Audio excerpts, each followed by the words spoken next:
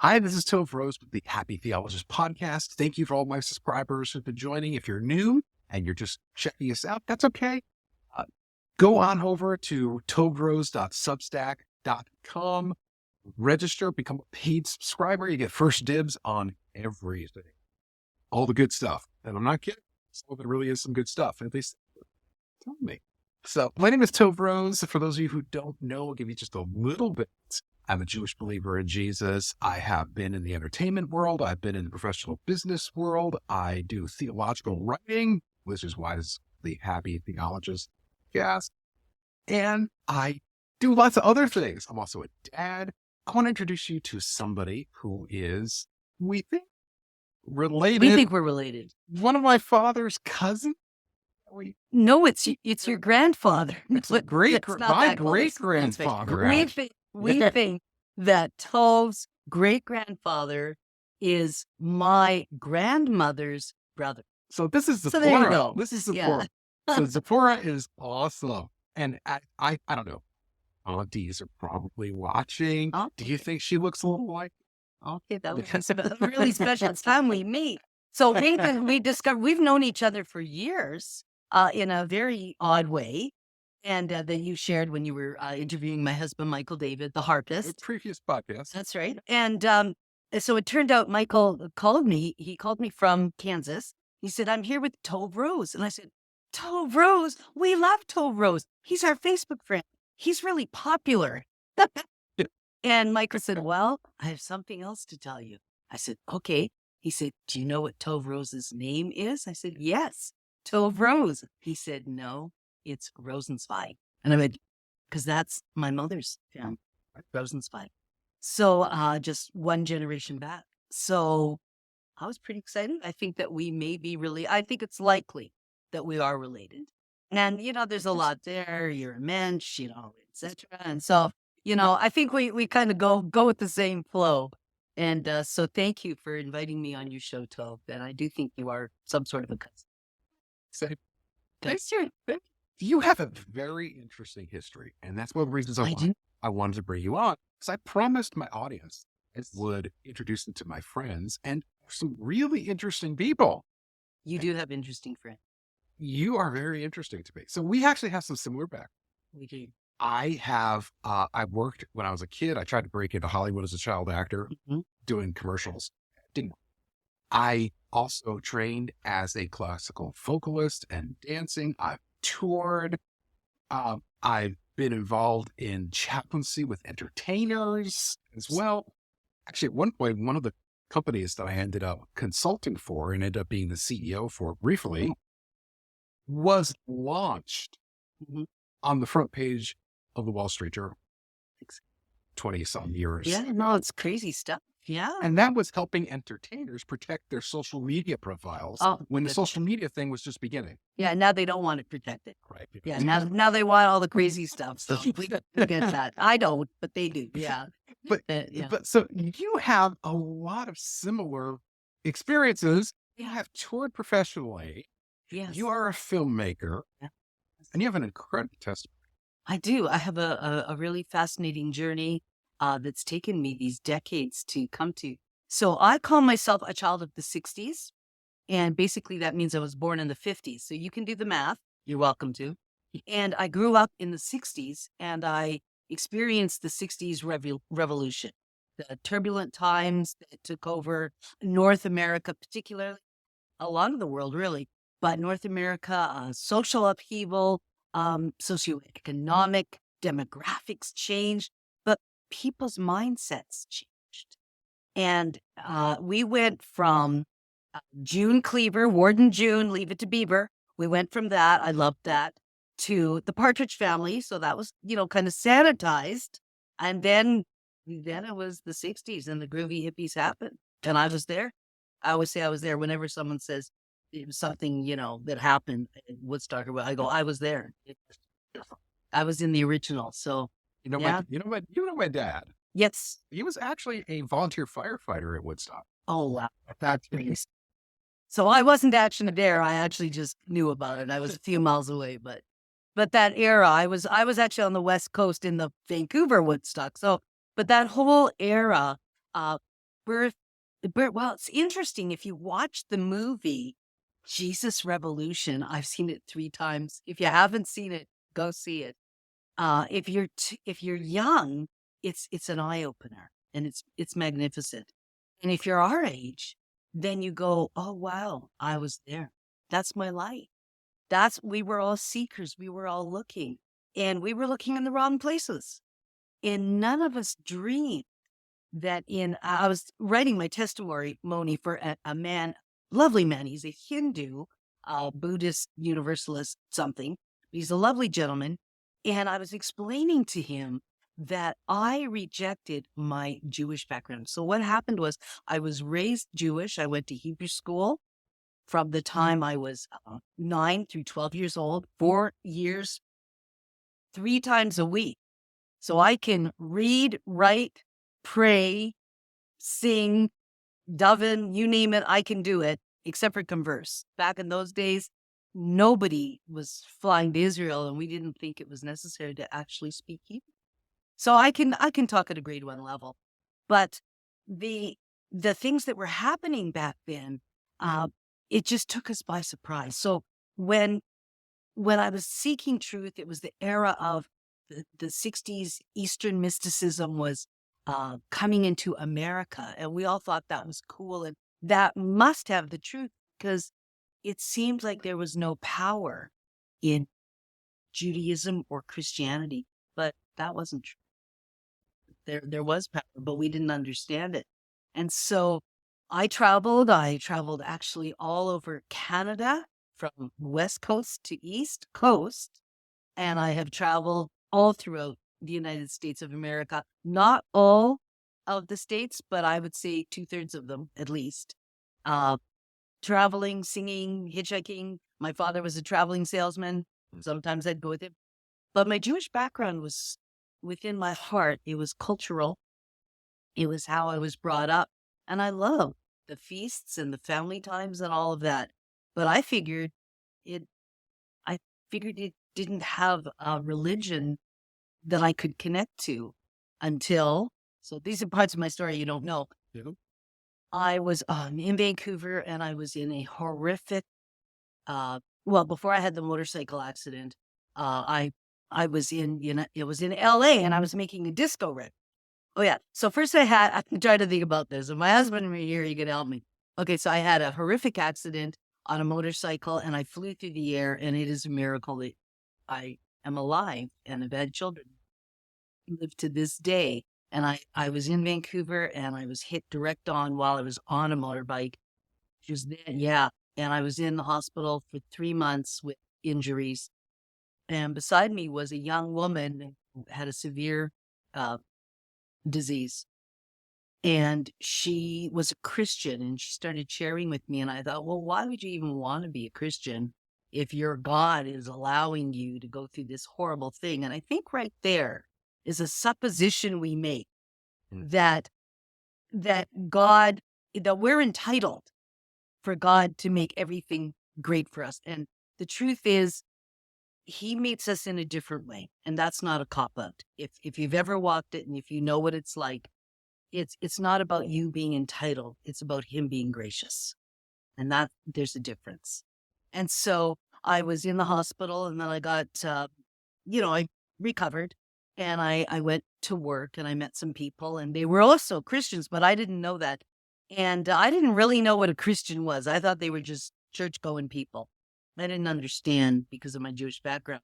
And so I went down to LA to make a disco record. This will tell you when the era of this whole thing happened. So we were in LA about the same time. We were in LA around the same time, though I think I'm a little older than you, but I was making a disco record. So yes, I was there in Hollywood. Oh. And I had a horrific experience, and I won't go into all the details of it, but I think the highlight would be to say that something had happened to me. Somebody must have put something in a drink or something that I had, and I was pretty healthy. I was a health nut, actually. And I think, but anyhow, I woke up in the middle of the night, hallucinating, and it was a horrific experience, blood coming out of me, and I on my side, and I didn't know what was happening, and I crawled to the phone in my hotel room, at Hollywood and Vine, and I called these people, and they answered their phone. And that was back in the days of landlines. And they answered their phone, and I said, I think you people know how to pray. And I said, I need prayer. And so then it was the end of the 60s, and we're in the 70s then, but everybody had learned that if you were on a drug trip, which I was not by choice, but something was happening to me, vitamin C, ascorbic acid brought down drug trips. So I had this handful of vitamin C because I was a health nut. So I took all of it and woke up alive in the morning and went home to Vancouver, British Columbia, and went to visit those friends and said, I want to understand where I would have gone if I had died. And they told me about Jesus, and I kind of made fun of it because I said, well, I visited the church and people were wearing white doilies. I said, there's no power there. And they said, well, we challenge you. So I prayed, and I don't know what happened, but a few weeks later, I had a supernatural encounter with the Lord, and I knew that he was the Lord. And then after that, and I'm making this quite quick for the sake of our podcast time here. Yeah, this is quick. And then I went to a Women's Aglow meeting, and okay, here you go. Here's another timeline. It was the morning, Mount St. Helens Blue, and I was right near there. And that afternoon, a young woman sang a brand new song. Have you ever heard Messiah has come? It says in his word to cleanse every. And I was like, what? The Messiah? Oh, yeah. And I realized, and I'll be honest with you, Tove, I'm more comfortable calling Jesus Yeshua. I really am. And that's not an affectation for me. I grew up with Jewish culture, and it feels better for me. But whether he's the American anglicized Jesus or the Hebraicized Yeshua, he is the Messiah of Israel. And I came to understand that. And you know how long ago that was, and I've never looked. One of these days, we need to record them. Yeah, we could do that. We could do that and have 4 podcasts. Oh my gosh, yes. Yeah, there's so many stories. I mean, the hitchhiking. Did I say that? No, and all the stuff that happened. Yeah. You also toured with your husband. Yes, I did. So then we got married pretty early. I got married right away. So what I did was I went to Bible college. So after I became a believer, I thought I got to find out what this is all about. And I went to Bible college, and there a friend of mine, in my classmate, introduced me to his best friend, Michael-David, my husband. And we got married within the year of meeting, and then had a baby within the year of that, and then started our journey. We were working full-time and ministering full-time, and you name it, we were doing it. And in Canada, it's not like America. I can tell you that. You know, it's different. I don't know how to explain it, but back then there was no culture of itinerant ministers. Sure. So it was a hard. And so you did a lot of different things over the years. You have a lot of varied experience. Yes. How many different careers do you think you might be qualified for? A few. And I guess I would say it to this. The main thing I did is in the early years, I raised my family. That was my focus, and ministry full-time. So family and ministry, singing, writing songs. Then I started writing musicals. We've written 2 musicals. Feast of the Ages, which is a messianic musical, and Camelot Christmas Tale, which is a medieval children's Christmas tale. That's really charming. You'd make a great king. Oh my goodness. You're cast. We're done. We're doing it. That's Tevye. Yes. I'm Ted. Well, you're perfect. Tevye, King Arthur, you could do either of them. And it's a musical. It's got a lead singing. Yeah, no. Well, you want to talk about that. So that I loved that. I loved producing and putting the musicals on, and my husband would produce them, and he would do all the music for them and write the music.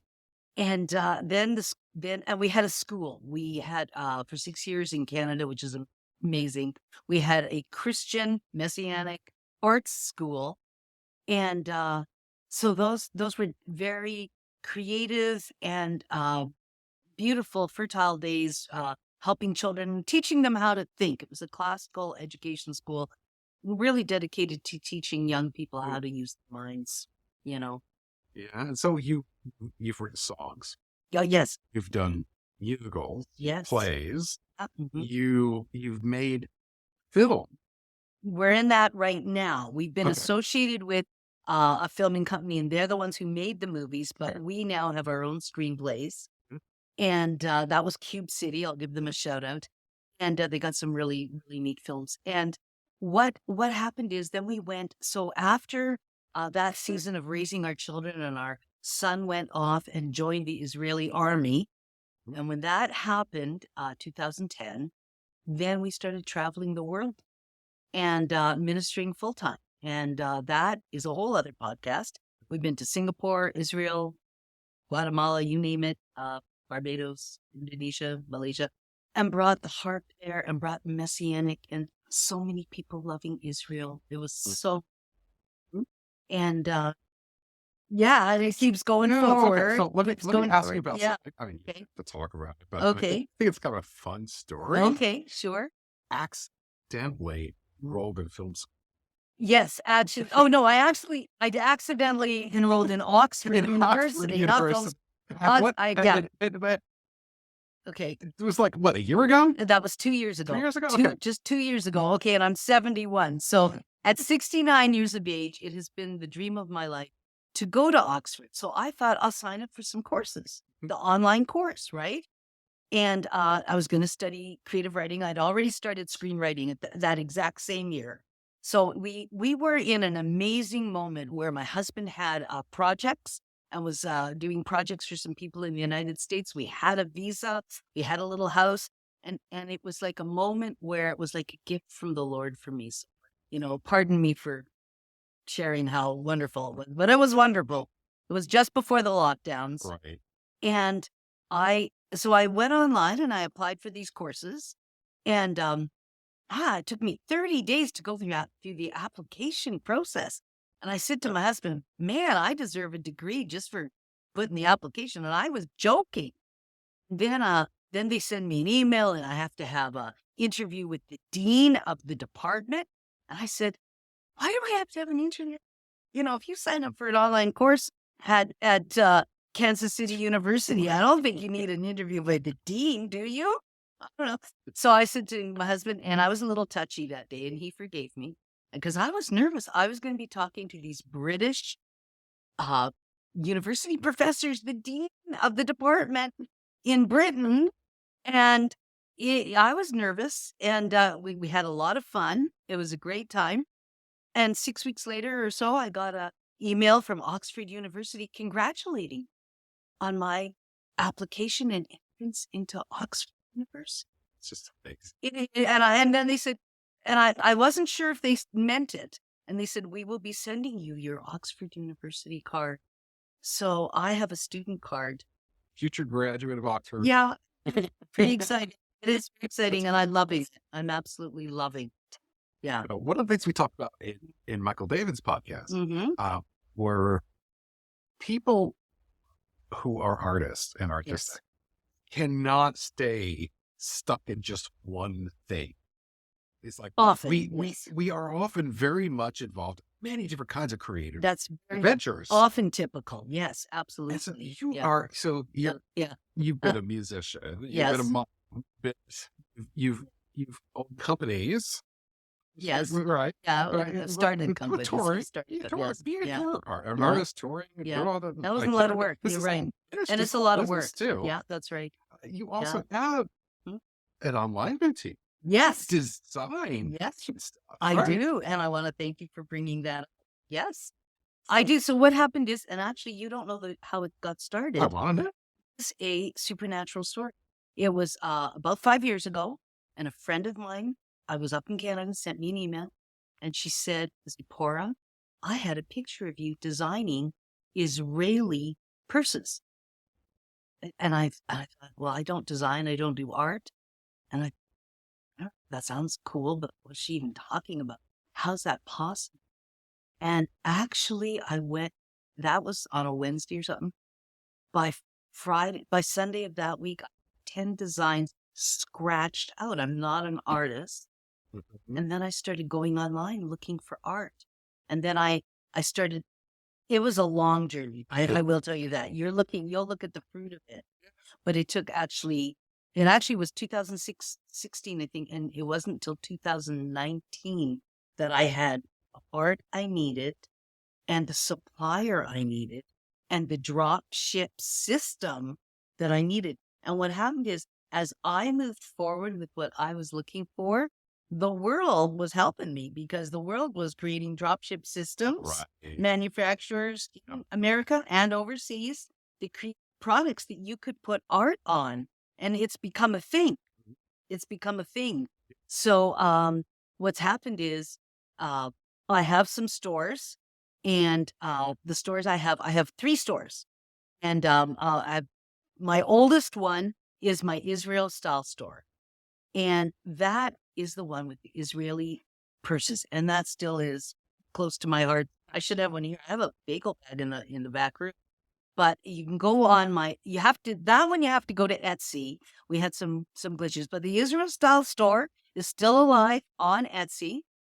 And I don't know, what you're supposed to do is go to my husband's website. Right. So that's the I think he's showing it to us, Michael-David.com. right? Oh, is that what he's That's what doing? he's doing. He's Okay, he's and then you producing. go to Zsiporah's store. Yeah. I thought he was just hinting. But there's me. Oh, wow, what a great pick. Okay, so then you go to Zsiporah's stores on Michael-David.com, and then there you go. So Israel Style Store is still closest to my heart, and it was my oldest store, and it's beautiful. And look at the creative. We got a bagel. You see that bagel I like purse? the Look at purse. that. It's a lot of bagel. Bagel Yeah. first. I mean, Some you'd people like would that. buy Oh, that. yeah. Okay. And then we have the wall. The wall, that is an actual photo that my husband took of the wall when we were in Jerusalem. Yes. And the pixels, or what do you call whatever it is so excellent. And Shalom, Yerushalayim. If you love Israel, it says, pray for the peace of Jerusalem. You can carry that with you. So yeah, please go to my shop, and you can look at the Israel style store. And then over the years, I got, so that was in 2016, 2019, 2020. And while we were all sitting down there in the lockdowns, and here's Shalom Yerushalayim and the city of Jerusalem, the Israel old city. So I started getting really creative, and I thought, well, harps, do you want to go to another one of our stores? We'll go to Storytote, because that was, go to Zsiporah stores, and there's Storytote. Stories. I think, does that open up too? Look at that. This is because I love everybody's story. Look at that. Wait, is that an actual picture of your dog? Yeah, that's our dog. That's right. And it's one of our best sellers. Oh, wow. Oh, look at that. You got a poodle. You got is that Boston Terrier, a corgi. We got harps. We've got, there's the harp bag. It's absolutely gorgeous, So my husband is a harpist. So I started making harp bags for thinking of harpists. But then I thought about everybody. I thought, everybody needs a gift. It's mid-price. Okay, it's good quality. So if you know someone who loves to sew, believe it or not, that's one of my best-selling purses. Because what do you buy someone who loves to sew? Well, what do you buy them? Buy them a purse that says, I love to sew. And so you've got sewers and dancers and writers. I've got everything, every kind of hobby or vocation. Now, my newest store, since we're doing that, well, thank you, Toro, for allowing me to share this. This one I love. I went crazy. Yes. 3 months ago, I had a burst of creativity and went online, and there's a new level of commercial graphics available. So some of these I've made myself, and some of these I buy. And I'm the one who puts them together. A few of them were already put together, like the pink dove guitar guy. You know what he did? I contacted him, told him how much I loved his art. I said, would you make me a harp? And he made me a harp. We'll show you that in a minute. So you have a design? I have one buying it. Yeah, and I'm amazing. So that one, actually, Michael, if you go to, where's his? Garments of Praise? Is that where it is? I think so. Let's take a look and see. Yeah, that one on the far left. The Black and Leopard Cosmic Harp was designed for me by this fellow. And I hope I'm going to send him this. Oh, that's great. Yeah, so that's just great. So isn't that just Get permission. dynamic? Get Yeah. permission. We'll drop his name in the link. Yeah, I'm going to do that. Yeah, He will yeah. love that. So, and these others I put together. So I get art from one place, art from another. Here's the Rainbow Glory crown, oversized style tunic. Look at that. It's got gems on it. And I thought, this is for people who just want to go to church. So And not everybody, praise the not Lord. everybody wants something that's crazy and wild. No, that's true. So a friend of Yeah. mine who's a harpist, she said that. So Yeah. she said, Zsiporah, you need something a little more classical. She She's- said a lot of the harp ladies like something a little more gentle. And I thought, she's right. Mhm. Especially the classical harpists. I made Yeah. some really pretty, just some pretty t-shirts that are soft, gentle fit, so that women feel comfortable in them and just say, hey, I'm a harpist, I'm a little bit special. And these, like this black one here, that's a little more funky again, but once again, and it's got actually roses. If you go down on that, like it's got roses all over the bottom. I think if you go there and go to the bottom, no, anyhow, there's Oh, I can see roses the all around. roses. And if you get the back picture, there you go. Hold on there, and it'll show you the back in a moment. If you go a little bit lower, there, look at that, roses all around the back. So super pretty. And you know what? You don't have to be a harpist or a musician to wear these. So good. Because so many people, especially women, just love the harp, and rightly so. So this is for musicians. It's for lovers of music. It's for people who love the harp or the violin. So you don't have to play to buy my products and enjoy them. And we also have all sorts of gifts. We have mugs and go to the music themed gifts. Okay, we got mugs and tumblers and all you see. For some guys, if you know a guy harpist, that nice forest green one up there, and that one there, that's beautiful. And I have a black one and a navy one. So, thank you for letting me talk about my brother. But they're beautiful, and they're born out of my creativity and my heart. And I'm trying to solve a problem. Oh, look at this, socks. My problem I'm solving is you need a gift. You need a gift to give to someone. Anybody would wear those. Now, Your also- wife would like. You Yeah. also offered to help design some stuff. I'm going to do something for you. The happy theologist. Theology. And Yeah. I'm having a hard time with that because I actually named him the happy theologian. I did come up with that scene. Yeah. So we have mouse pads and aprons. And so, I'm coming up with all sorts of special gifts. So if people would like to go there, I think they would have a lot of fun looking. So future merge. Yeah, Designer of absolutely. future merge. It'll be right? coming out soon. Yeah, you would take a minute. And just so you Yeah. know, so you're not the only person I know who's really artistic. Oh, no. Nor your Oh, husband. Yeah. So like I'm gonna name drop somebody here Okay. because I actually want them to be encouraged. Oh, okay. So I call it Mariana Zsiporah, Okay. designer, artist, who has been incredible encouragement, especially to my youngest daughter. Oh, wonderful. And so Mariana Zsiporah, Yeah. designed a wedding dress that one Ronald Reagan's daughters Oh, actually in the White House. Very. Oh, geez. So that. creative people tend to be attracted to and be in the same, what do you call it?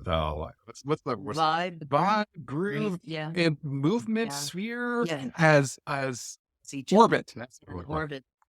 And That's they tend perfect. to connect with people, Yeah, with that's each right. other. Yeah. So the reason I wanted to bring that up. Yeah. Not just to encourage Mario. Yeah. Yeah. Hi. But it also Yeah. because I want to encourage you.